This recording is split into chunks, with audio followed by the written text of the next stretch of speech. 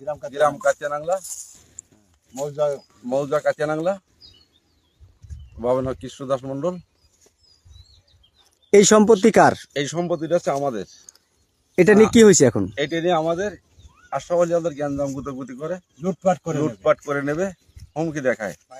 মানে আপনাদের এই তরমুজ ক্ষেত এগুলো কি আপনাদের লুটপাট করে নেবে এই ধরনের পায়তারা করতেছে? হ্যাঁ, এই ধরনের পায়তারা করে। এবং আমরা সেনাবাহিনী পর্যন্ত আমরা ক্যাম্পে অভিযোগ দিয়েছিলাম, সেটা থেকে আমাদের অর্ডার দিয়েছিল যে আজ থেকে বিধান এই জমি বক দখল করে খাবে, তুমি যাবা না। আমাদের হাইকোর্টে একটা মামলা চলমান। এর আগেও কি আপনাদের এই জমি নিয়ে তারা কোনো বাধা বিঘ্ন দিচ্ছে কিনা?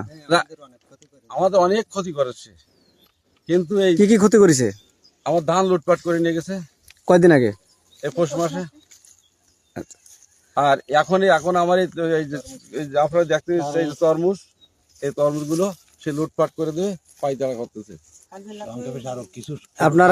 আপনারা কোথাও কোনো অভিযোগ করেছিলেন কিনা? হ্যাঁ, আমরা অভিযোগ করেছিলাম, থানায় করেছি। এর আগে সেনাবাহিনী ছিল, তাদের কাছে অভিযোগ করেছিলেন কিনা? তাদের কাছে করে তারা নিষেধ করেছিল।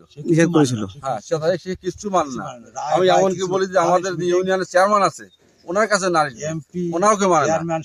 আমরা বলা তাহলে আমরা এমপির কাছে যাই, বলে এই কিসের এমপি, তুই যার কাছে যাবি যা, আমি কোনো কিছু মানি না। আমি আশরাফ আলী এখন কি চাচ্ছেন আপনারা? এখন যে আমরা আমরা সংখ্যালঘু মানুষ, আমরা নিরাপদ চাই।